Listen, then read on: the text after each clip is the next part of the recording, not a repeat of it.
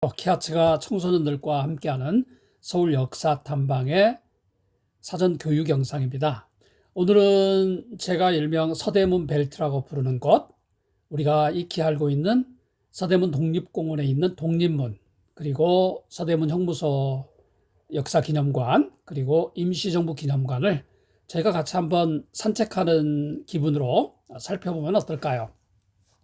여러분들이 현장에 가면은 워낙 전시와 설명이 또 해설사들의 안내가 잘 되어 있기 때문에 오늘은 우리가 이 세 곳을 짧은 시간 동안에 돌아보는데 미리 생각할 것들은 어떤 것이 있는지 한번 살펴보는 것을 목적으로 하고 있습니다. 서울의 종로와 그리고 정동뿐만 아니라 제가 매우 중시하면서 청소년들에게 강조하는 것이 서대문 벨트입니다. 지도를 보면 여러분들 굉장히 많은 유적지들이 나와 있죠. 이쪽에 위쪽에 보면 사직터널 쪽에는 딜쿠샤, 그리고 현재 이회영 기념관도 잠깐 이쪽으로 옮겨져 있어요.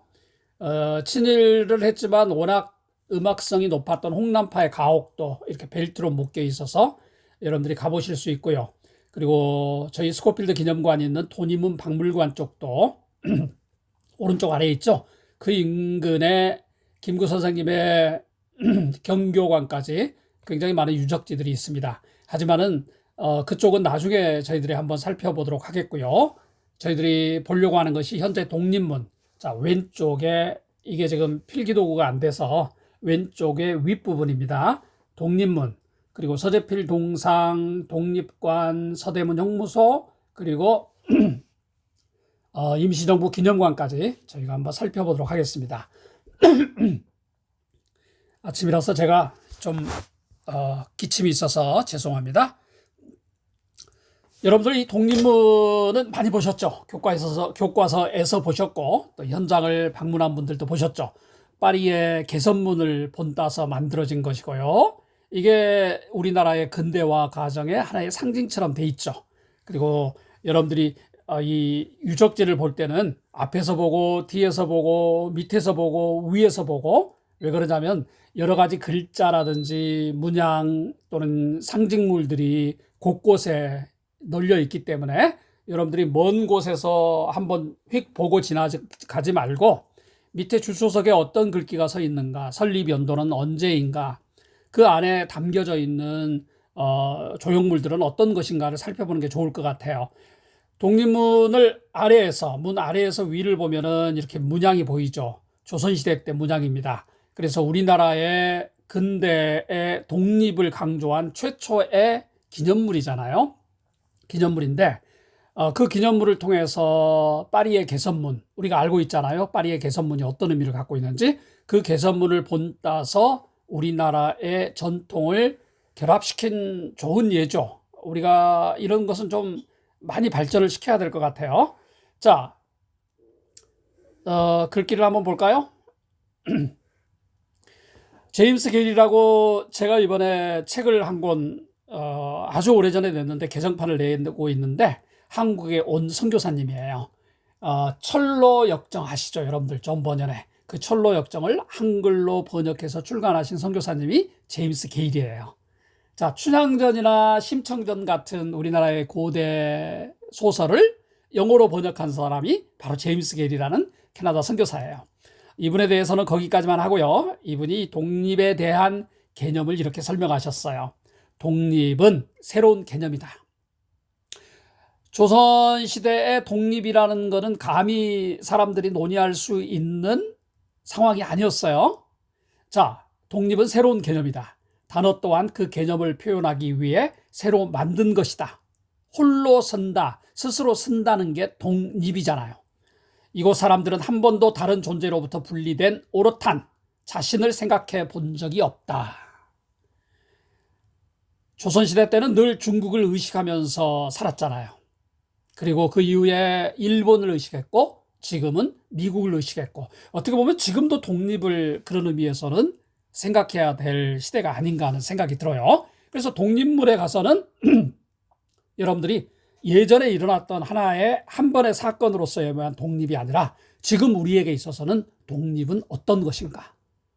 우리나라가 K문화 또는 K컬처로 인해서 세계적으로 굉장히 한국의 위상을 올리고 있는데, 제가 안내하는 팀들은 아무래도 기독교인들이잖아요. 제가 볼 때는 신학자로서, 역사학자로서 한국의 전 영역에서 기독교만큼 독립이 안 된 분야는 없어요. 아니, 이스라엘에서 서구를 거쳐서 왔는데 우리가 근본적인 독립이 됩니까? 라는 좋은 질문이 생길 수도 있지만, 하지만은 한국인으로서 김치를 먹고 동양인의 풍류를 아는 입장에서 신앙적 독립을 이루기 위해서 우리가 어떤 고민을 해야 될 것인지는 우리가 한 번 정도 생각해 보면 좋을 것 같아요. 독립문의 역사를 뒤로 한번 거슬러 올라가 볼까요? 도로 한가운데 독립문이 있네요. 맞아요.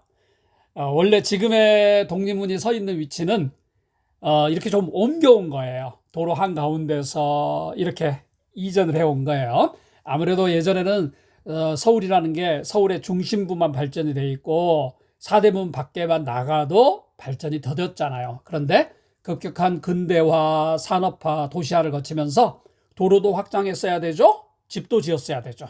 그러다 보니까 원래 이렇게 독립문 주변으로 이렇게 도로를 놨어요. 이쪽으로 쭉 가면은 이게 양화진으로, 우리가 양화진 선교사 묘원 있죠? 그쪽으로 가는 길이에요. 그러다 보니까 머리가 아픈 거예요. 이걸 어떻게 해야 되지? 그런 긴 논의를 거쳐서 지금 있는 장소로 옮긴 거예요. 여러분들 이 독립문 앞에 탑이 2개 보이죠? 우리가 조금 있다가 설명을 하겠지만 이게 영은문이에요. 영은문. 중국에서 온 사신들이 이 문을 통해서 올 때 영접하는 곳이다. 그래서 영은문. 그 영은문에 이 2 기둥만 남겨져 있는 거예요. 위에 이제 다음에 사진을 보여드릴게요. 그 뒤에 독립문을 세웠어요. 우리 중국으로부터 독립하겠다. 그만큼 우리가 알고 있는 것보다 조선 500년의 역사는 중국으로부터 굉장한 압박과 관여를 받아왔었죠. 자, 이게 좀 가까운 사진. 여러분들 위에 표지, 문 제일 위에 있는 글자 한번 보세요. 문립독이 아니에요. 독립문이에요. 독립문. 아까 나왔던 제임스 게일의 철로 역정을 봐도 이렇게 오른쪽에서 왼쪽으로 글을 써 나갔단 말이에요. 자, 조금 더 사진을 거슬러 올라가 볼까요? 자, 위쪽에 문 하나 보이죠? 좀 어떻게 보기에 따라 좀 무서운 문일 수도 있어요. 우리가 방금 2개의 주춧돌을 보았다, 기둥을 보았잖아요. 그 위에 이렇게 큰 문이 있잖아요.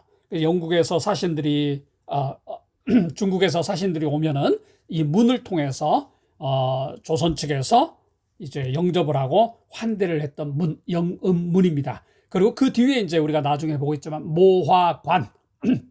사신들을 먼 길에서 왔으니까 영접도 하고 이렇게 차라도 한 잔 대접해 줘야 되지 않겠어요? 그래서 바로 이곳에 영은문과 모화관이 설치가 되어 있었던 것입니다. 바로 이것을 허물고 이것 대신에 이제 우리가 독립문을 세워서 중국으로부터, 외세로부터 독립을 해야 되겠다. 그게 바로 독립문이었습니다. 자, 옆에 보면은 1896년 11월 21일자에 독립문 기공식 초청장도 이렇게 발송을 해요. 당대 근대 지식인들 또 활동가들, 사회 리더들이 모여서 굉장히 준비를 많이 했던 거죠. 그리고 건립 초기에 독립문 한번 보실래요? 저기 앞쪽에 헐린 영은문 기초가 보이죠. 이게 당시 시대 상황을 가장 잘 살려주는, 독립에 대한 열망을 가장 상징적으로 보여주는 사진 한 컷이죠. 사람들이 굉장히 많이 모였어요, 행사장에. 당시에 주변 보면 거의 발전이 안 됐죠. 지금 보면 전혀 격세지감을 느끼죠. 자, 한번 그 다음 슬라이드로 넘어가 볼까요? 이렇게 이 현 독립문 위치라는 것은 예전의 독립문이에요. 이게 이제 위쪽으로 옮겨가는 거죠. 이쪽으로 가면 사직터널이니까 서울 중심부, 한 중심부로 지나가는 터널로 가는 거고, 자, 밑으로 가면 서대문으로 가는 거고, 위로 가면 불광동으로 가는 거고, 그러니까 이 지역에 어떻게 보면은 도로의 요지였죠. 이 요지 한 가운데 독립문이 딱 설치되어 있는데, 산업화 과정에서 이 위에 고가도로를 놓겠다 그래서 실질적으로 독립문을 놓고 고가도로를 옆에 있는 사진처럼 놔요. 그러니까 고가도로는 기본적으로 높잖아요. 높으니까 독립문이 가려지는 거예요. 그렇게 해서 많은 논의와 논쟁을 거쳐서 지금 위치로 독립문이 옮겨지게 된 것입니다. 독립문이 있던 자리에 이제 현판을 남기고 그런데 도로 한가운데 현판을 보러 누가 가겠어요? 자, 지금의 독립문은 이렇게 옮겨진 것이다. 당시에 1896년 6월 20일에 쓰여진 글 하나 여러분에게 읽어드릴까요? 그러면서 독립문의 이야기를 좀 맞춰볼까요? 오늘 우리는 국왕이 서대문 박영업문의 옛터에 독립문이라고 명명할 문을 건립한 것을 승인한 사실을 경축하는 바이다. 이제 고종이 승인을 한 거예요. 우리는 그 문의 조명이 국문으로 조각될지 알지 못하지만 그렇게 되기를 바란다. 여러분이 알다시피 1894년이 되어서야 한글이 공식적으로 공식 문서에 등장한 때가 1894년입니다. 이게 이제 여러분들이 잘 알고 있는 수많은 어떤 새로운 규칙들이 1894년에 생기잖아요. 그때 한글이 드디어 최초로 공문서에, 국가의 공문서에 등장하게 된 계기란 말이죠. 그러니까 그 이전에는 다 한문으로 쓰지 않았을까요? 그래서 독립문, 독립을 염원하기 때문에 한글로 그 글자가 일종의 현판이죠. 그 문에 새겨질 글이 조각되기를 바라는 거죠. 이 문은 다만 중국으로부터의 독립하는 것을 의미하는 것이 아니라 일본으로부터, 러시아로부터, 그리고 모든 유럽 열강으로부터 독립하는 것을 의미하는 것이다. 우리의 선각자들이 독립의 개념을 이렇게 넓게 보았다는 거예요. 그것은 조선이 전쟁의 폭력으로 열강들에 대항해 승리할 수 있다는 의미에서가 아니라, 자, 우리가 그렇게 힘이 있는 것은 아니지만 조선의 위치가 극히 중요해 평화와 휴머니티와 진보의 이익을 위해서 조선의 독립이 필요하며, 야, 이게 100년이 훨씬 지난 시점에 쓰여진 글인데도 지금 읽어도 전혀 이렇게 어색하지 않잖아요. 조선의 위치가 극히 중요해 평화와 휴머니티와 진보의 이익을 위해서 조선의 독립이 필요하며 조선이 동양 열강 사이의 중요한 이치를 향유함을 보장하도록 위치하고 있다는 의미에서 그러한 것이다. 전쟁이 그의 주변에서 발발할 수 있을 것이다. 아니, 그의 머리 위에 쏟아질 수 있을 것이다. 그러나 힘의 균형의 법칙에 의해 조선은 손상받지 않고 다시 일어설 것이다. 이후의 20세기 역사를 보면은 꿈 같은 이야기지만 그래도 이런 희망이 있기 때문에 우리 민족이 지금까지 견뎌온 것 아니겠습니까? 독립문이여 성공하라. 그리고 다음 세대로 하여금 잊지 않게 하라. 자, 이게 독립문에 대한 이야기인데 제가 왜 독립문에서 늘 서대문 벨트의 설명을 시작하냐면 우리가 이 독립문과 독립신문, 만민공동회 여기에 중추적인 역할을 했던 한 인물에 대해서 우리가 좀 기억하고 가면 어떨까 하는 생각이 들어요. 그분의 이름은 바로 서재필입니다. 필립 제이슨. 한 개인이 이렇게까지 풍운화적인 삶을 살 수 있었을까? 저는 저희 키아츠가 서재필의 책도 내고 서재필 선생님이 남긴 원문을 정리해서 한글과 영어로 책을 낸 적이 있는데 이분에 대한 평가는 정치적 평가가 좀 있을 수 있고 이분이 미국 시민으로 살아갔잖아요. 그래서 어떻게 한국인을 대했는지도 우리가 좀 평가할 수 있지만 저는 이분의 삶의 전체를 보면서 인간적인 연민을 느꼈습니다. 참 가슴 짠한 삶이었구나. 그런 내용들은 여러분들이 각자 좀 공부를 좀 해봤으면 좋겠어요. 이 독립문이 가능하게 했던데 가장 큰 공헌을 세웠던 분 중에 한 분이 필립 제이슨. 서재필 선생님을 기념하는 동상과 공원은 제가 알기로 최소한 3곳 이상이에요. 하나는 지금 이곳이죠. 또 하나는 이분의 고향이 외가가 있는 게가 보성이에요. 보성, 전라남도 보성. 전라남도 보성에 가면 서재필 기념공원이 있는데 지방이라고 해서가 아니라 너무 그냥 크게 지어놨어요. 돈만 엄청 들인 것 같아요. 그런 거 좀 안 했으면 좋겠어요.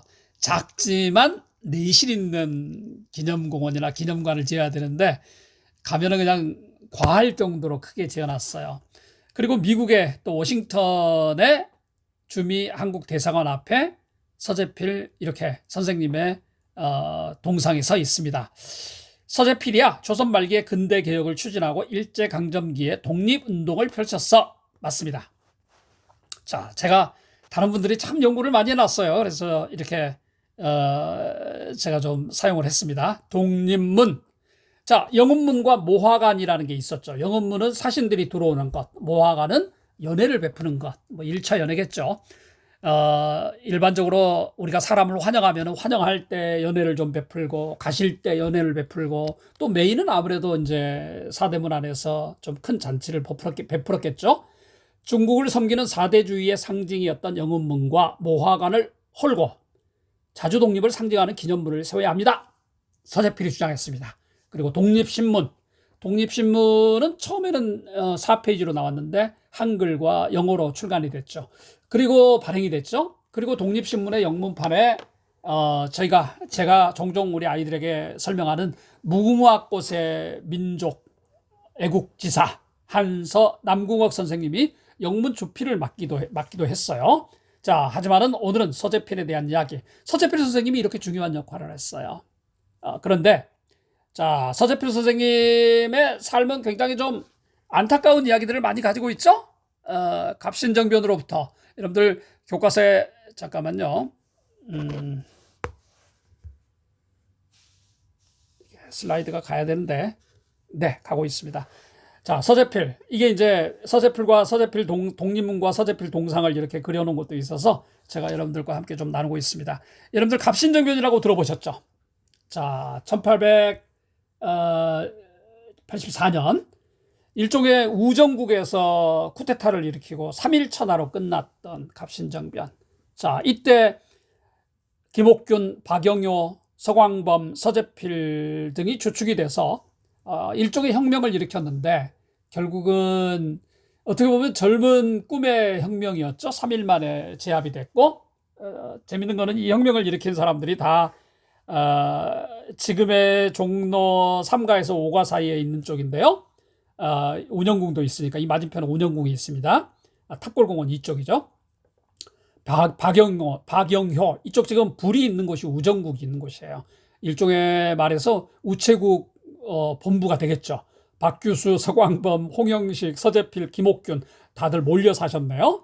자, 이때 결국은 일종의 혁명, 정변, 쿠데타가 성공하지 못해서 이분들은 현장에서 죽임을 당하거나 일본을 거쳐서 또는 미국으로 망명하는 경우도 생겼어요. 그중에 서재필 같은 경우는 이 정변이 실패하면서 부모, 아내, 그리고 자녀까지 모두 다 죽임을 당합니다.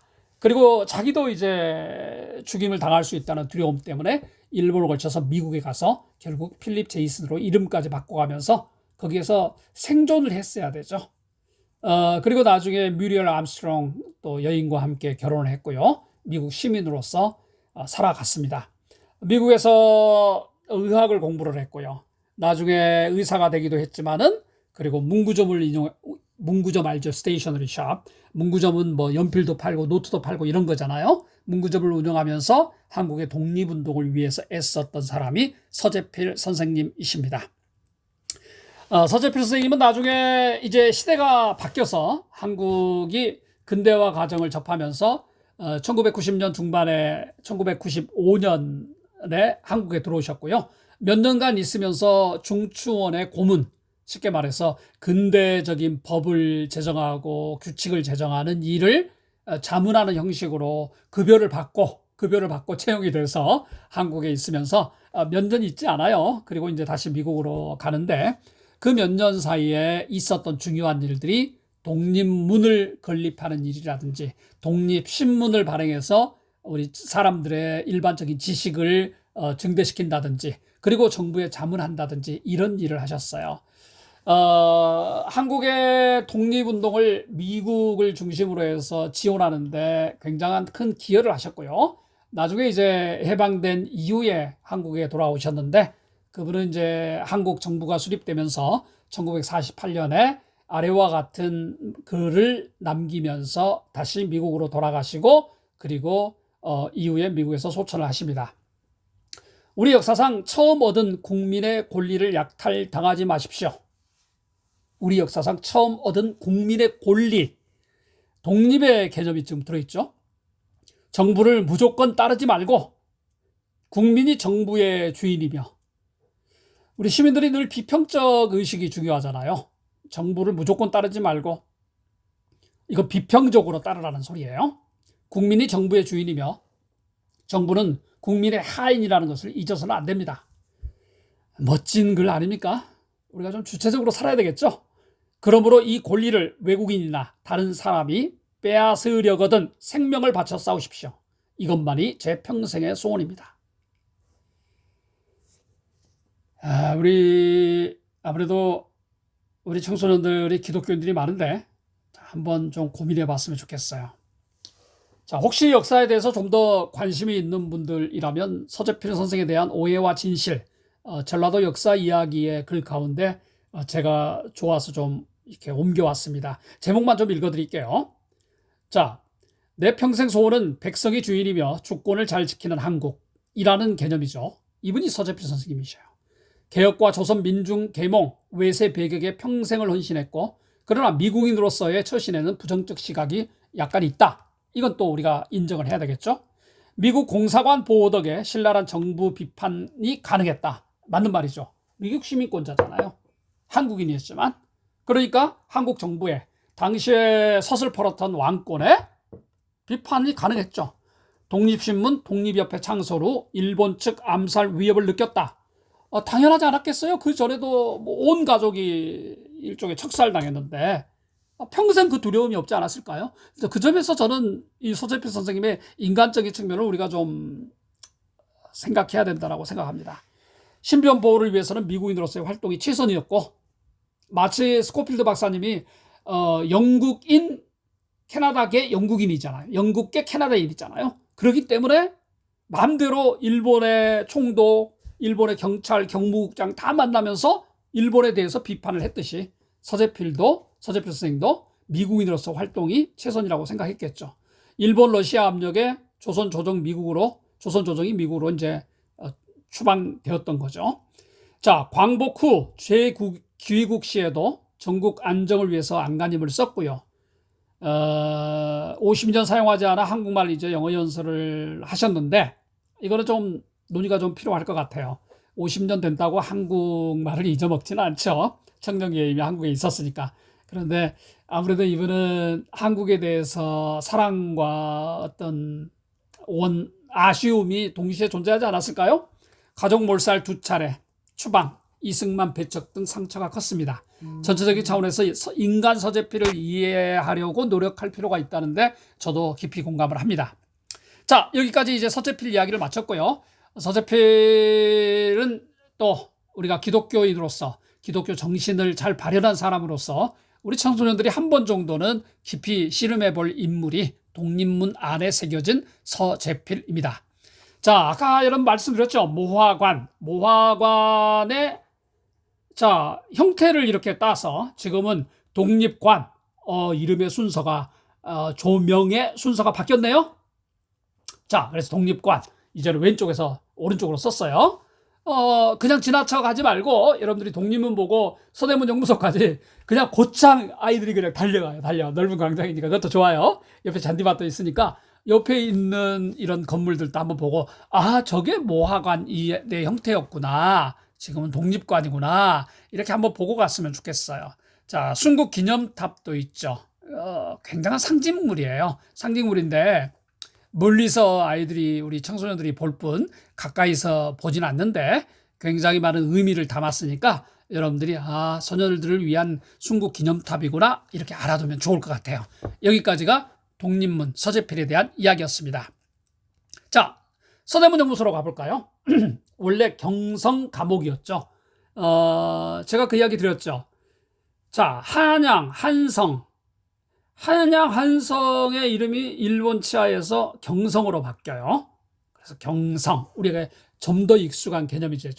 자, 이 서대문 연구소, 이게 아마 9옥사일 거예요. 9번째 옥사에 걸려진 커다란 태극기일 거예요. 자, 어떤 분이 이렇게 설명을 해왔길래 제가 너무 좋아서 여러분에게 읽어드리려고 좀 가져왔습니다. 이 세상 모든 슬픔을 다 짊어진 것 같은 시절이 있었다. 이곳에는 그 시절 내 젊은 친구들의 함성도 서려 있다. 일상에 쫓겨 잠시 잊고 있다가 문득 되돌아온 기억들이 튕겨져 나오는 것. 글 참 잘 쓰셨어요. 이곳에선 그래서 한 걸음 한 걸음이 한여름 땡볕에도 겨울강 얼음판을 걷는 것처럼 아슬아슬하다. 차분히 가라앉히려 해도 모든 장면에서 만나는 아픈 역사에 격앙된 감정이 불쑥 치솟는다. 역사를 잊은 나라는 미래도 없다고 한다. 장렬하는 태양 아래 격동의 역사와 직면하게 되는 곳, 서대문 형무소 역사박물관이다. 그곳에는 칼끝이 심장을 관통하는 듯 아프지만 반복하지 않기 위한 깊은 상처가 보존돼 있다. 우리 청소년들이 서대문 형무소 역사박물관을 지속적으로 찾는 한 우리나라는 들끓는 독립의 열정을 느낄 것이고 우리나라는 더 이상 다른 나라에 종속되지 않을 거라고 저는 믿습니다. 이 서대문 형무소 역사박물관, 서대문 형무소라고 그냥 우리가 칭할게요. 이곳은 여러분들이 우리가 같이 들어가서 너무나 이 설명이 잘 돼 있기 때문에 같이 한번 이렇게 너무 급하게 달려가지 말고 천천히 걸어가면서 모든 글귀는 다 읽을 수 없더라도 너무 많으니까 하루 종일 여기에 있어도 다 못 끝낼 정도로 알맹이들이 많아요. 여러분들이 가면서 순간 내 마음속에 포착되는 개념들 하나씩 가지고 나오면 좋을 것 같아요. 그리고 친구들하고 좀 나눠보면 어떨까 하는 생각이 드는데 여러분들이 이번에 아마도 중간고사 끝나고 이제 올라오기 때문에 그럴 여유가 있는지는 제가 잘 모르겠지만 그래도 선생님은 그걸 여러분들에게 바라요. 자, 밖에서 서대문 형무소 벽만 봐도 그냥 너무 무시무시하죠. 여러분들이 1945년 서대문 형무소의 모습은 서울에 이렇게 큰 건물이 있었을까요? 어마어마하잖아요. 뭐 파리에서나 볼만한 성체 같잖아요. 그리고 빙 둘러서 담장을 채워놓고 망루를 세워놓고 여러분 여기 왼쪽에 있는 저 높은 탑 같은 거 보이죠? 이게 망루예요. 망루가 뭔지 아시죠, 여러분들? 교도소나 감옥에 가면은 이렇게 누가 도망가나 안 도망가나 이렇게 감시하는 감시 타워잖아요. 자, 있죠. 무시무시하죠. 정말 이렇게 설기가 느껴지죠. 이게 서대문 형무소였습니다. 자, 그 다음 한번 볼까요?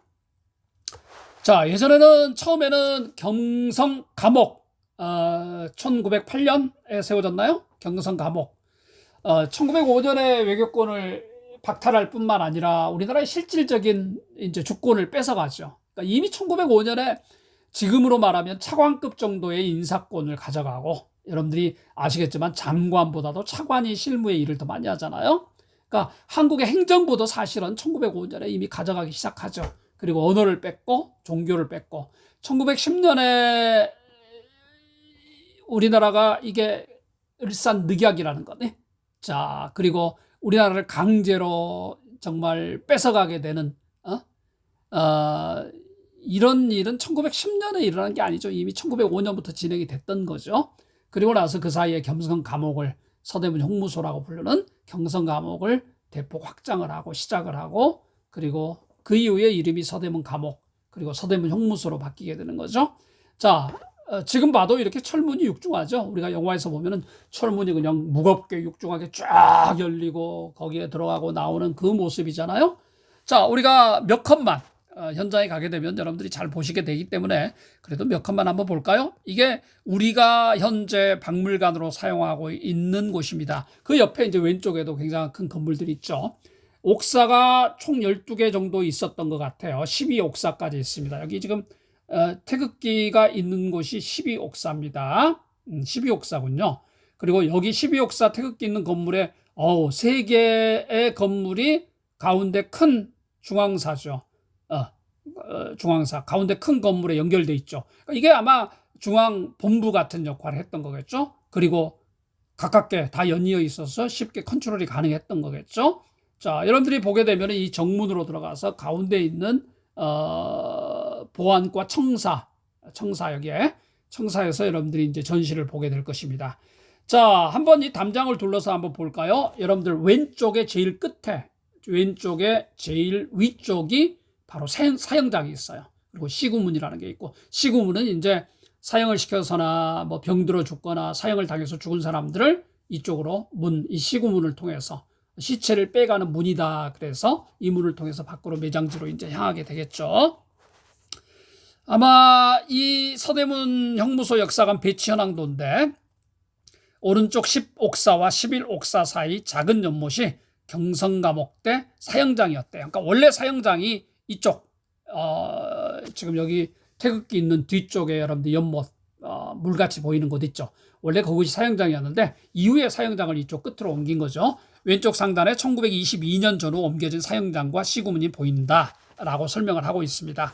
다른 커트 한번 볼까요? 이제 아이들이 자, 사형장 앞에 있는 통곡의 미루나무.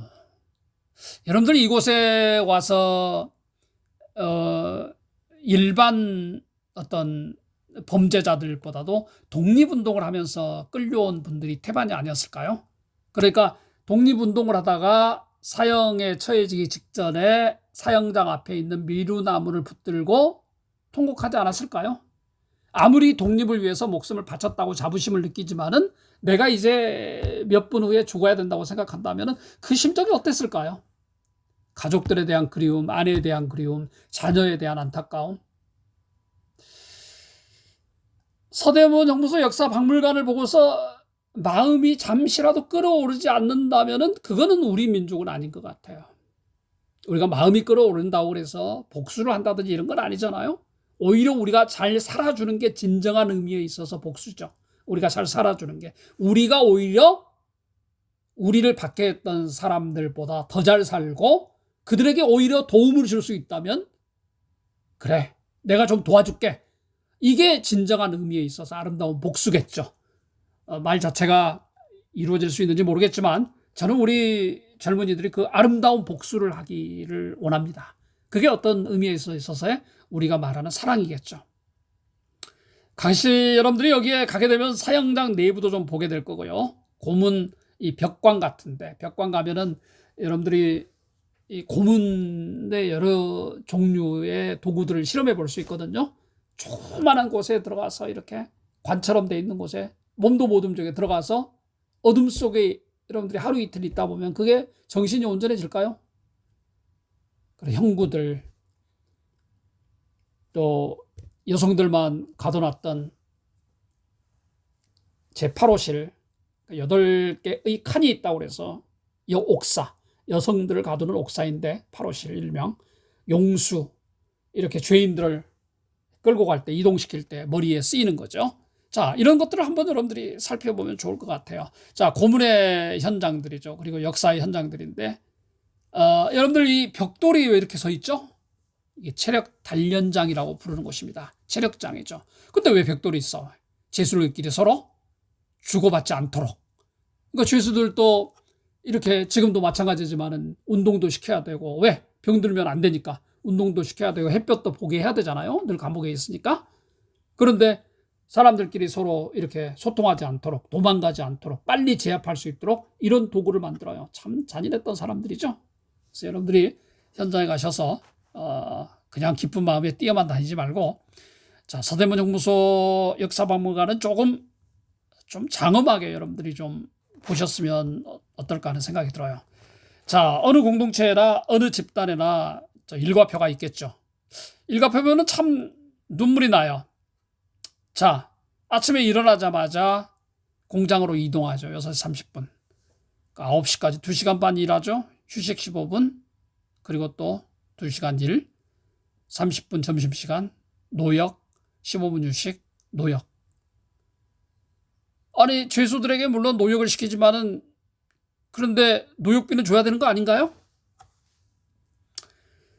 자, 이렇게 일제에 저항하면서 고난을 받았던 4,858명 4858 머릿속에 좀 암기하면 어떨까 해요. 신상카드도 우리나라 정부가 다 정리를 했어요. 서대문 정무소 역사박물관에서 여러분에게 꼭 같이 나누고 싶은 곳 중에 한 곳이 바로 여옥사 여성들을 가뒀던 감옥입니다. 자, 이곳에 가면은 굉장히 잘 해놨어요. 지금은 이렇게 우리가 유관순 열사죠. 정말 본받아야 될 여러분 나이잖아. 여러분 나이, 그죠? 여러분 나이. 여성들에 대한 이야기. 특별히 이 여옥사 여성들을 가뒀던 감옥이 저에게는 늘 가슴에 오는 게 제가 사무총장으로 있는 스코필드 기념사 앞에 우리 스코필드 할아버지가 당시에는 청년이었죠. 청년. 30살에 이르는 젊은 청년, 늘 연고를 가지고, 연고가 뭔지 알죠? 상처날 때 바르는 약이죠. 이곳을 방문해서 여성들에게 전달해주고 또 격려해주고 기도했어요. 나중에 이곳에 전시되어 있는 어윤희라든지 다 이런 분들이 스코필드가 아끼고 지원했던 여성들이었거든요. 유관순도 마찬가지고. 그래서 여러분들이 이곳에 가면은 전시도 잘 돼 있고 그러니까 이렇게 한번 글귀도 좀 읽어보고 사진도 많이 찍으시고, 여러분들이 한 컷 한 컷 사진 많이 찍어서 여러분이 하고 있는 인스타라든지 아니면 뭐 페이스북이나 또는 뭐 틱톡이나 여러 곳에 올려주는 게 그게 애국하는 일인 것 같아요. 애국이 별거 있나요? 알리는 거죠. 자, 이 서대문 연구소에는 한샘 병사도 있어요. 한샘. 자, 예전에 문둥이라고 부르죠. 문둥이. 자, 여러분들 이게 잘 모르셨죠? 서대문 연구소에 무슨 한샘 병사? 당시에 한센인들이 되게 많았거든요. 제가 오랫동안 일했던 소록도에만 해도 당시에 수천 명의 한센인들이 모여가지고 살았던 곳이 바로 전라남도 고흥에 있는 소록도예요. 그런데 서대문 연구소에도 가끔 한센병 걸린 사람이 왔거든요. 그럼 그들을 저쪽에 떨어진 곳에 이렇게 막사를 하나 만들어서 집을 만들어서 거하게 했단 말이죠. 아까 통곡의 미루나무 여러분들 말씀드렸죠? 자, 시구문. 조금 무서운 생각도 들지만 좀 안타까운 우리의 역사죠. 여러분들이 이렇게 서대문 형무소 역사박물관을 바라보면서 워낙 많은 정보가 있기 때문에 한번 이렇게 넓은 공간을 우리가 한번 돌아볼 예정이에요. 그리고 여러분들이 많은 이야기를 마음에 담으려고 하는 것보다는 그 현장에서 한번 느꼈으면 좋겠어요. 그러니까 역사에 있어서 제일 좋은 건요, 인포메이션, 정보를 얻는 것도 중요하지만 그보다 더 중요한 것은 이런 일이 일어났구나 하는 의미를 가진 곳에 서 있어 보는 것. 이게 중요한 거예요, 역사는. 사람은 영물이잖아요. 세상은 살아있잖아요. 땅도 살아있잖아요. 느끼는 거예요, 서로. 그때의 느낌을 오늘날 우리의 마음속에 조금이라도 전달시키는 게 역사를 공부하는, 현장을 방문하는 이유잖아요. 그래서 여러분들이 그 느낌 한번 느껴보셨으면 좋겠어요. 바로 걸어서 바로 위로 올라가면 5분도 채 걸리지 않아요. 1919년이 3.1 만세운동과 그리고 동시에 태동한 게 임시정부잖아요. 정말 우리나라 대단한 민족이에요. 이렇게 애를 써서, 수많은 사람이 애를 써서 우리의 독립을 우리가 쟁취한 거예요. 물론 강대국의 역할, 그리고 세계 정세의 역할을 크게 우리가 도움을 받았지만 우리가 결코 잊어서 안 되는 것은 독립은 그저 얻어진 게 아니에요. 독립은 주어진 게 아니에요. 그죠? 우리의 선배들이 목숨을 걸고 투쟁했기 때문에, 그리고 그 안에는 많은 그리스도인들, 기독교인들도 있었다는 것도 우리가 상기를 해야 되겠죠. 저는 대한민국 임시정부 기념관에서는 희망을 느꼈으면 좋겠어요. 제가 이곳에 몇 번 가봤는데 너무 좋았어요. 서대문. 자, 그래서 우리가 독립문에서 독립에 대한 결의, 근대화에 대한 열망. 하지만은 좌절됐죠. 죽었죠. 두들겨 맞았죠. 강제로 사형을 당했죠.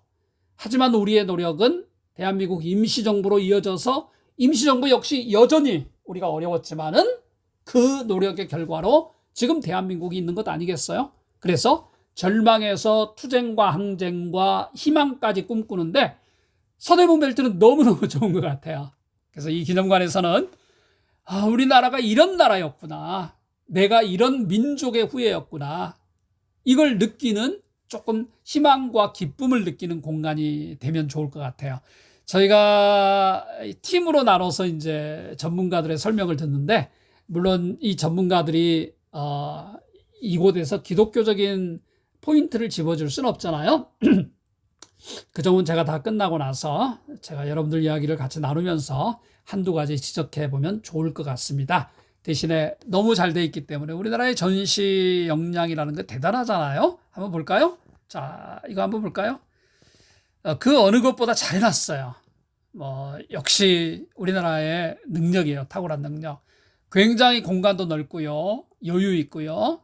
그리고 조용조용히 다니면서 사색할 수 있는 공간이에요. 이 벽면에서 여러분들 이게 홀로그램이라는 건가요? 이렇게 스크린이 쫙 펼쳐지는데 웅장해요, 웅장해. 자, 시시각각 변하는 이 디자인도 너무 좋고요. 안내자들이, 해설사들이 간단한 설명을 해줄 거기 때문에 여러분들이 느꼈으면 좋겠어요. 그냥 영어 표현에 의하면 just feel it. 여러분들이 이해하려고 하지 말고 여기서 느꼈으면 좋겠어요. 그리고 희망을 가졌으면 좋겠어요. 멋있죠? 네. 마지막에 이렇게 벽에 쭉 앉아서 우리 아이들이 이걸 보는데 가슴이 뭉클하더라고요. 이게 우리 대한민국이구나. 이게 대한민국이구나. 중요한 것은 이제 우리의 시대, 어른들의 시대는 여러분들에게 더 좋은 대한민국, 더 좋은 한국 사회, 더 좋은 한국 그리스도인들의 역할, 신앙, 이걸 여러분들이 가질 수 있도록 마지막 우리 시대에 노력을 다하는 게 어른들의 목 아니겠습니까? 그리고 여러분들이 지금 느끼고 보고 있는 그 역사의 다음 챕터를 열어갈 분들은 또 여러분 아니겠습니까? 지금 한국 사회나 한국 기독교 전체가 아주 대혼동과 또 다른 어떤 재정립의 시기에 지금 들어가고 있습니다. 잠깐 혼란스럽겠지만 우리 민족은 어떤 혼란이든지 시간이 지나서 극복해 온 민족임을 저는 믿습니다. 그리고 여러분이 그럴 역량이 있다는 걸 저도 알아요. 여러분이 이번 역사 탐방을 통해서 한국 사회와 결코 떨어질 수 없는 기독교, 그리고 우리 청소년들의 미래의 꿈은 어떠해야 되는가, 어떻게 균형 잡힌 시대와 민족과 각자의 종교를 아름답게 버무릴 수 있는 그런 꿈을 어떻게 꿀 것인가에 대한 단초를 마련하는 게 아마 그럴 수 있다면 그게 저의 가장 큰 기대가 아닐지 모르겠습니다. 제가 아침에 이렇게 영상 녹화를 했는데 제 목소리가 조금 경쾌하지 못해서 여러분들 양해를 부탁드리고요. 사이사이 그리고 좀 부정확한 설명은 또 나중에 보완하면서 현장에서 여러분에게 또 보완하도록 하겠습니다. 오늘 또 좋은 하루 되세요. 키아츠 김재훈 원장입니다.